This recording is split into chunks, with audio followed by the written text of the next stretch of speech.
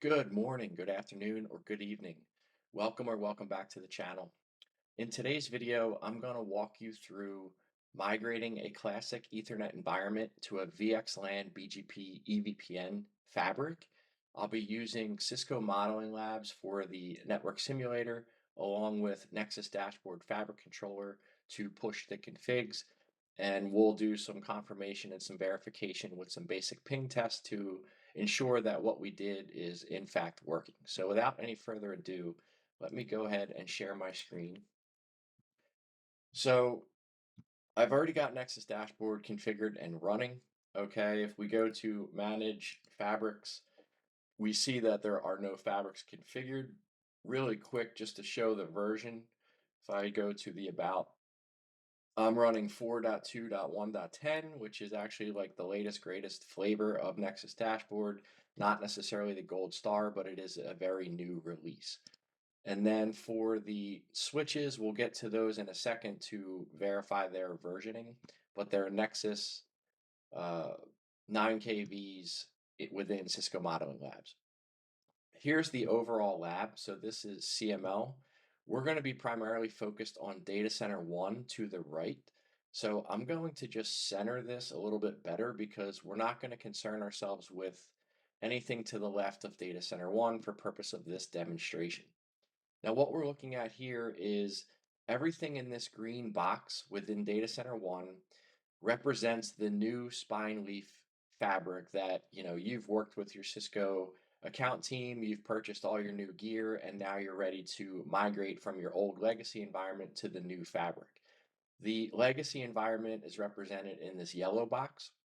So we got a pair of core switches, maybe they're old 7Ks, whatever they might be, but they're basically running HSRP between them. They have all the switch virtual interfaces or default gateways for all the VLANs defined on them.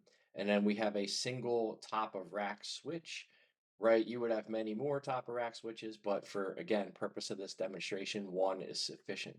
This top of rack switch has a port channel. In this case, it would be a VPC going to each core switch, and then there's production workloads represented with these Alpine nodes that I have down the bottom. The bottom two are in VLAN 101, and the bottom two on the right, the ones on the left are in 101, the two on the right are in 102. That subnet is 10.1.101.0/24 and 10.1.102.0/24. So I'm just manipulating the third octet to be representative of the VLAN. So let's just go ahead and do some quick verification. I'll show you the lay of the land with the legacy, and then we'll hop into the new stuff. So I'm going to bring up secure CRT, and if I go to that node on the extreme bottom left of the topology, I'm going to do an ifconfig, and we can see that it's got an IP address of 10.1.101.101. Its default gateway should be reachable, which is 101.4. So we can see we have connectivity to its default gateway. And likewise, I should be able to ping the other three production nodes in the topology. So this one is 102, ends in 102. That one sits in the same VLAN as the one I'm pinging from. And then I should be able to ping the other two, which are in 102, VLAN 102. So this is the first one. And then the second one is 102. So you can see I've got full network reachability in the legacy environment as expected. And just to show you the core switches, if I show IP interface brief, we can see those two VLANs are in fact defined. There's their SVI. And if I do a show run of the interface, we can see that we're running HSRP just like I described. So pretty vanilla, pretty simple, nothing luxurious going on there. So let me show you the version of the switches. So if I do a show ver, we are running 10.5.3. Again, these are Nexus 9KVs running inside of Cisco Modeling Labs. So let's go over to the Nexus dashboard now, and let's jump right into the fabrics. So again, no fabrics are defined. So we're going to go ahead and change that. I'm not going to spend a ton of time walking through all the settings, but I will call out the necessary knobs that we need to turn to make this work.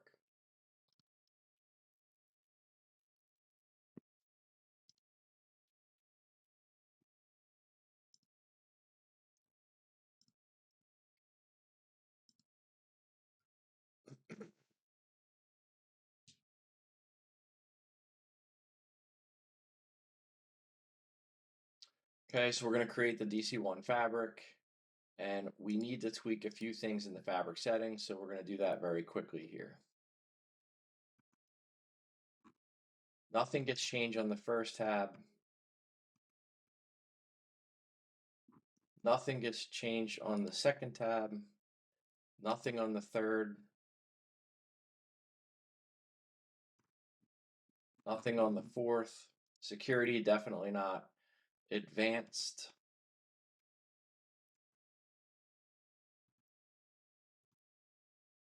I'm going to tweak this setting. So basically, I want to be able to add switches to the fabric without having to reload them because I don't want to wait for them to reboot. So essentially, they'll just clean up the config with a bunch of no commands, which is fine. Resources, this is going to be the tab we change the most stuff. So I'm just going to change all my subnets to live in 10.1.0.0/16 subnet, and I'm just going to carve that up into smaller /24s.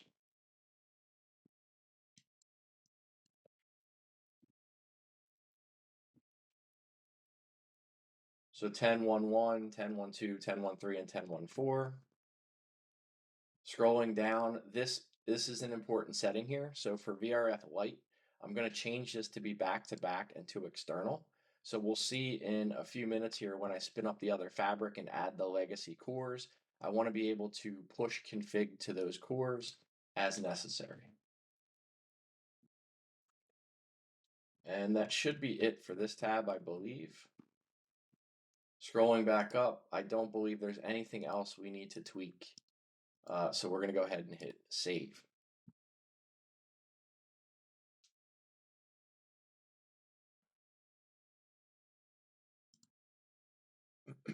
Now let's go ahead and add our switches. So if we go back to CML, we can see that the 6 switches I need to add are listed here. So I'm going to use 121 as my seed address.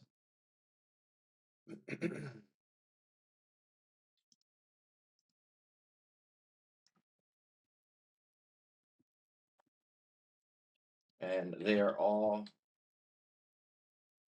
configured with Mogi and a super secure password of Cisco Bang23. And I do not wish to preserve the config, so I'm going to uncheck that. So I'm going to go ahead and hit discover.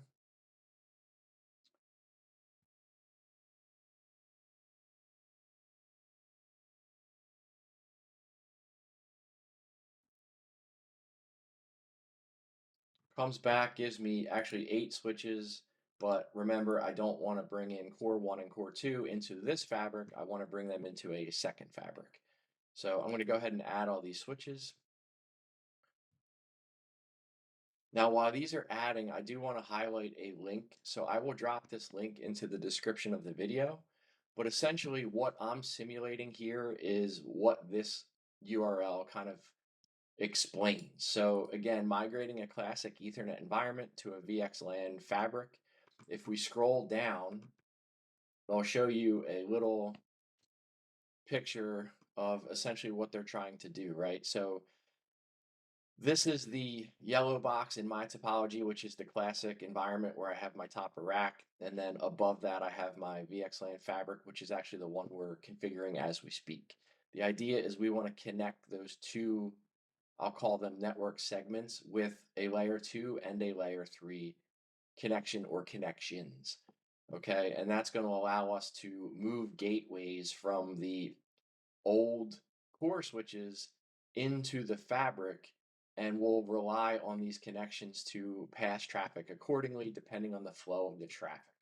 So again, I'm not going to read through this entire page, but I will provide it because it goes through and explains essentially what I'm going to be demonstrating.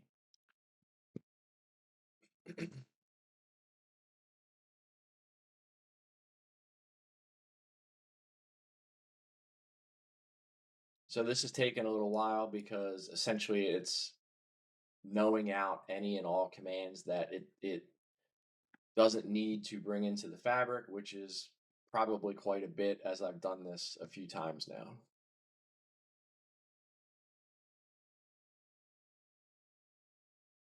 All right, looks like all the switches have been added, so I'm going to close out of here. I'm going to set their roles very quickly as well.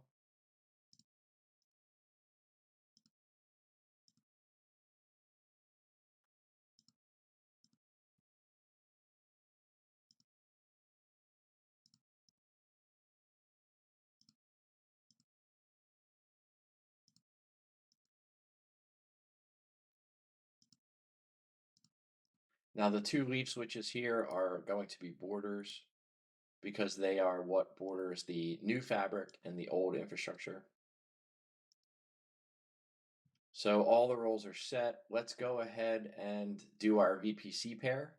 So if we go back to the topology, these two leaf switches in the new fabric are going to be a VPC pair because I want to give myself the redundant links for L2 and L3. So I'm going to go ahead and make these two a VPC pair.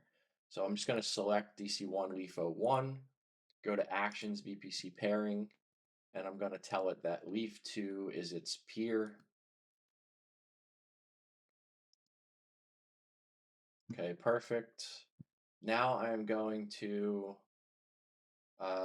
segmentation and security. I'm going to go ahead and define my VRF. In my case, I'm just going to keep this simple, and I'm going to create a single VRF called production.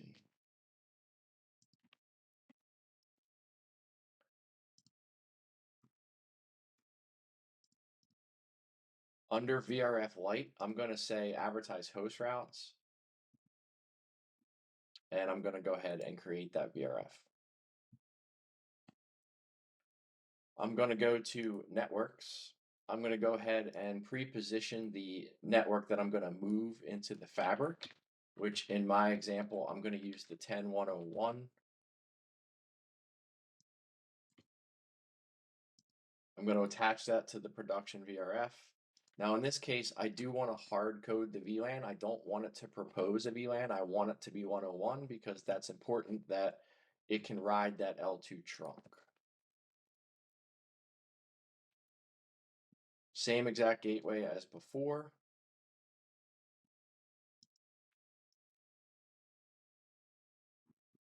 If I go under advanced, there is a setting down here at the very bottom that is very important. So in my case, those two leaf switches are VPC and they're also borders. So I need to enable this checkbox. So I'm going to go ahead and create. So at this point, I've created the VRF and I've created a network, but I haven't attached the VRF or the network to anything quite yet. So let's go ahead and go to VRF. Let's go to VRF attachments. Let's attach it to leaf 2 and leaf 1. So we're going to attach. We're not going to extend anything yet. I'm going to come back to that in a second. All I'm going to do is attach it. Then I'm going to go to networks. I'm going to multi-attach this network. I'm going to attach it to leaf 1 and leaf 2. I'm not going to attach it to any interfaces yet. I just want to attach it to the switches themselves. I'll hit deploy later because I'm going to do one recalculate and deploy here. So I'm going to go back to the main fabric and I'm going to say actions, recalculate and deploy.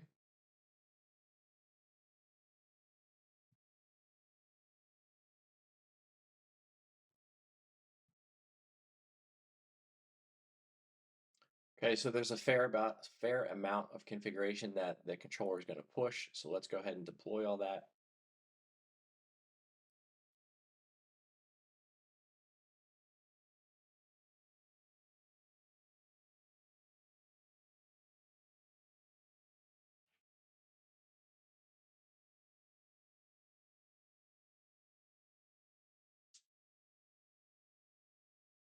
Okay, so everything looks like it was successful. I'm going to close out of here And I'm going to go back to the main fabric section. I'm going to go ahead and create the legacy fabric or the 3-tiered architecture. So create new. It's external in my case. I'm just going to call it core. And based on the topology, it was ASN 65,000.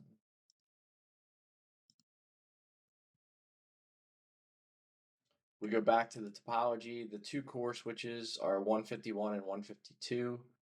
So 151 is going to be my seed address. But before we add the switches, let's just check the settings really quickly.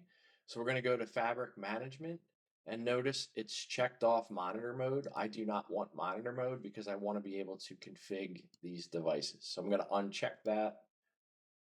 Under Advanced, I'm not going to change anything there. Resources I'm going to leave alone. So everything else I'm going to leave as default. Coming back to inventory, let's go ahead and add the two core switches. I had said the seed address was 151. They are NXOS. And they have the same super secure username and password as the other switches.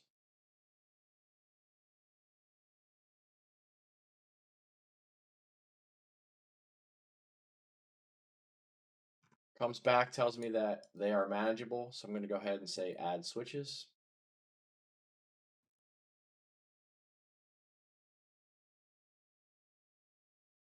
Okay, switches are added. I'm going to close, and then I'm just going to go ahead and change both of their roles to be edge routers.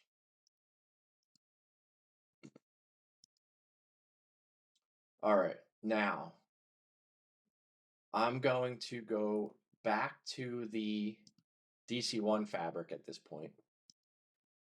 And what we need to do is we need to configure the links connecting the two fabrics. So if we go to connectivity, and if we go to links first and foremost, I'm going to expand this to be 100 so I can see more. I'm going to sort by policy.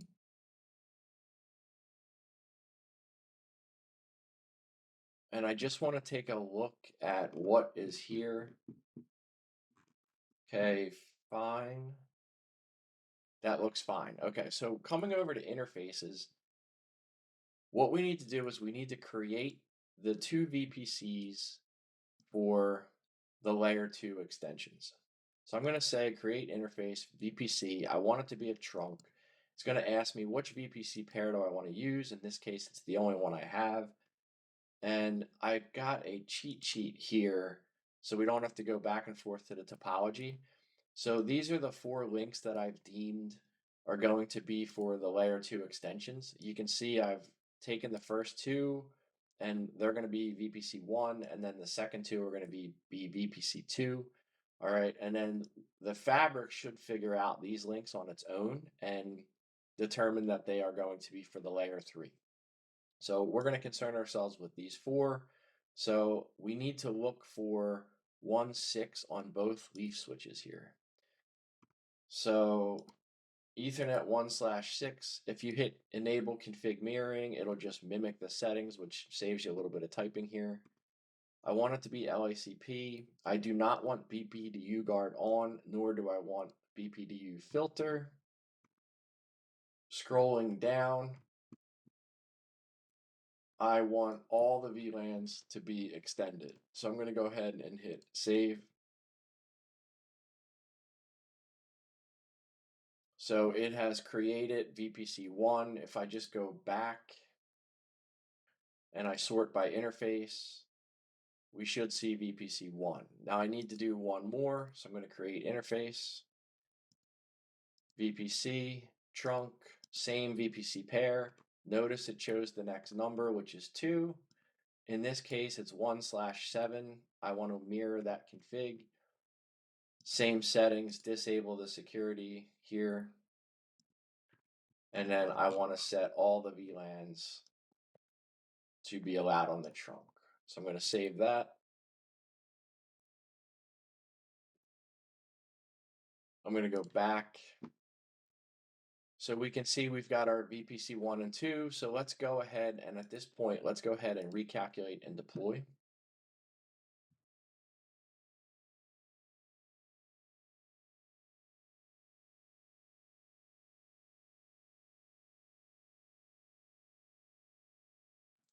Okay, I just want to take a peek at what it's going to push to one of the leaf switches here.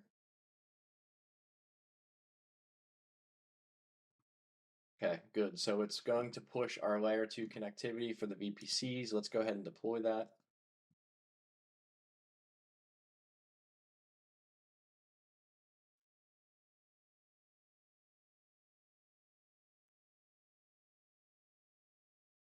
Okay, so that was successful. Now I want to come back to segmentation and security to VRF. I'm going to go into production VRF to attachments. I'm going to highlight both leaf switches. And I want to extend VRF Lite at this point. And what we see here is the 4 layer 3 links. Notice we didn't configure them. It found them on their own, on its own. And it actually has IP addresses that came out of the pool we defined in the very beginning when we created the fabric. So I'm going to go ahead and say attach all. And then the only thing we need to worry about is going into each one. We want to edit. And here, notice it's going to auto generate the configuration for our peer, which in this case is the core switches in the legacy environment. But what it's going to do out of the box is it's going to configure a VRF on those core switches. In my case, I don't want a VRF on the core switches. I want it to be peered with essentially the global table on my core switches because I've got top of rack switches that sit below that, and I don't want to segment that traffic. So it says go ahead and it says default VRF if not specified. So I read that as if I blank this out, it would use the default, but it's clearly not happy unless I put something in the text box. So I'm going to go ahead and define default here. I'm going to save that. And essentially all I got to do is go to each one of these and just scroll down and say default.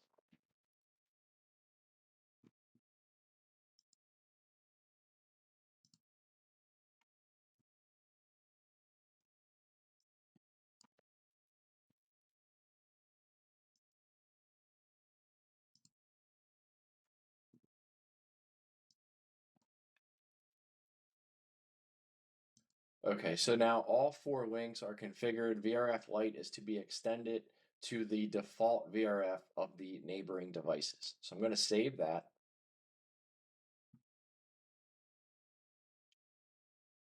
And I'm going to go ahead and recalculate and deploy here.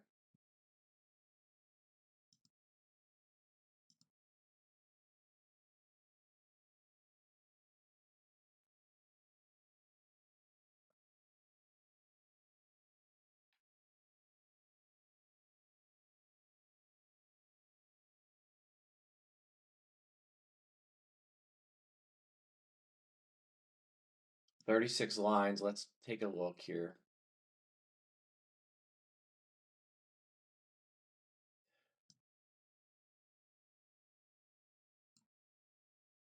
It's defining the 2 neighbors over to the core switches inside the VRF production, which is fine.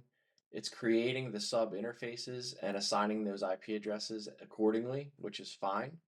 So we're going to go ahead and we're going to deploy this.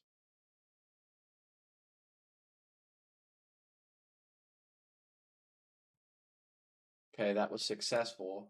Now we need to go back to the core fabric and we're going to go ahead and we're going to say recalculate and deploy.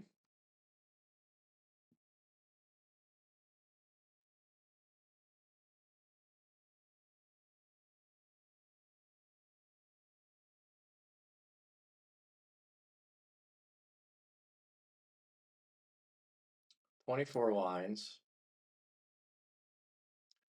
So look what it's doing here. It's going to create the BGP instance on the core switches. It's going to tell it who the neighbors are. It's configuring the sub interfaces with the IP address, but notice there's no VRF, which is perfect. That's exactly what I want to see. So I'm going to go ahead and deploy this.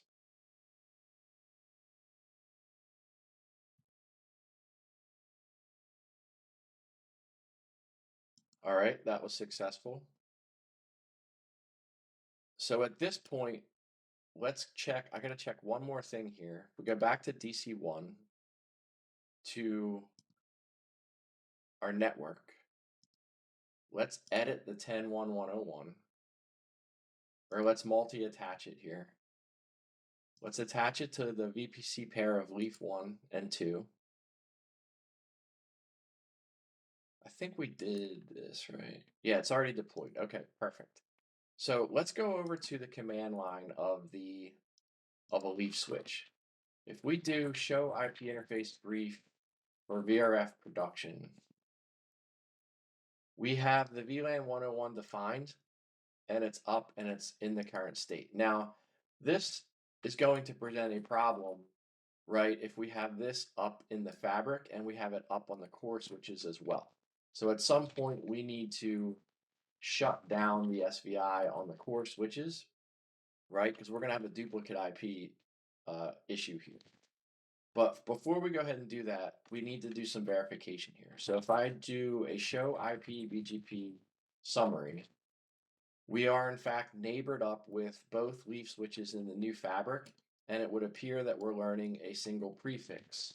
So if we show IP BGP, we can see that we're now learning an eBGP route for 10.101.0/24, and it looks like it's favoring one of the leaf switches as its next hop. So that's a beautiful thing.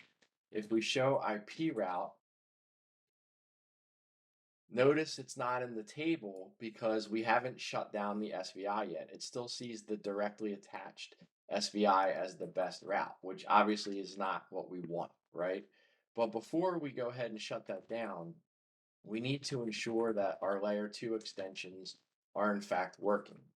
And we can see that we've got port channel 10 and 20, which I can tell you are for the VPC between the cores themselves. So that's our peer link. If we look at 20, that's going down to the top of rack. So I'm going to essentially use port channel 30 to peer with the new fabric. So I've got the commands to do that. Save just to keep it easy. So all I want to do is create port channel 30, make it a trunk, and then throw interface 1 and 2 into that port channel. So I'm going to go ahead and do that on both cores.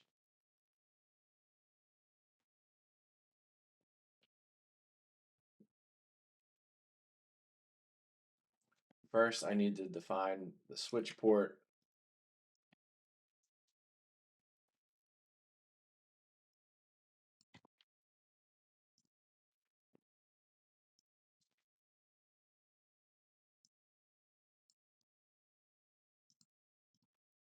Let's try that again. And I'm going to do the same thing on core 2.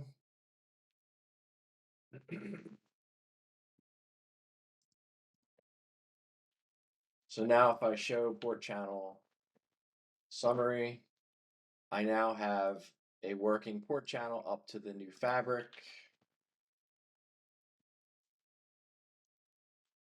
On both switches. Now, I need to go ahead and shut down the SVI on both switches. So I'm going to go into interface VLAN 101, and I'm going to go ahead and shut that down.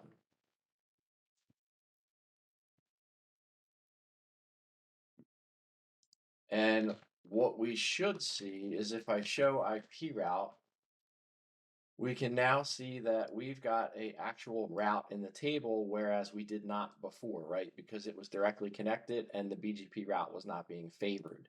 Now it's being favored and it's actually in the routing table. So if we go back to our production application that sits in VLAN 101 and we ping 10.1.101.4,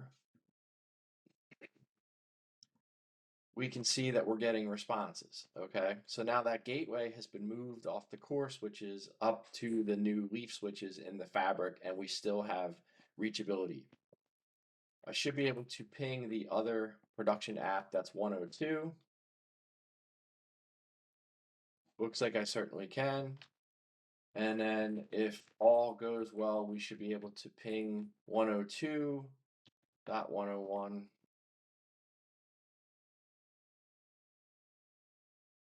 And we certainly can. So at this point, we've got full connectivity. Well, I guess we can ping 102 as well, right? Just to make it complete. Yep. So at this point, we now have full connectivity between all the production apps. So if we go back to the topology, we just conducted a ping from 101 to the production app in the same VLAN and then to the other two, which are in the other VLAN, right? So what that means is that for 101 to ping anything in the 102, it's actually going to its default gateway, which is in the fabric, right? And then it says, oh, you want to go to 102, you need to go back down to this through these cores and then down the top of rack switch to the workload itself, right? So we've got one gateway for 101. That gateway lives in the new fabric, right? But the 102 gateway lives in the old legacy network, which is between the cores. So as you start to move production workload into the new fabric, the first step is to move that gateway into the fabric. And then at some point, you can cut this link. So I could delete this link and connect it to the new leaf switch. And then you'll slowly start to phase out your top of rack switches. And then you'll yank them. And then potentially, if you need your cores, you can leave them there. Most likely, you're going to have, layer 3 connectivity out to some firewalls that maybe go to the internet. You're probably going to have some WAN connectivity to connect all your branch sites. So, you're most likely still going to rely on the core switches, but the idea is that you've moved the gateways into the fabric and you can start to move your production apps, your VMware environment, whatever it might be, into the new fabric to take advantage of that redundancy and those high speed links. So probably a little longer of a video than usual, but I wanted to take you through one step at a time to show you how easy it is to convert your legacy 3-tiered design into a spine leaf architecture and prove that through ping test, everything works as expected. So hopefully you got something out of this video. I appreciate your time and I look forward to seeing you on a future video. Take care.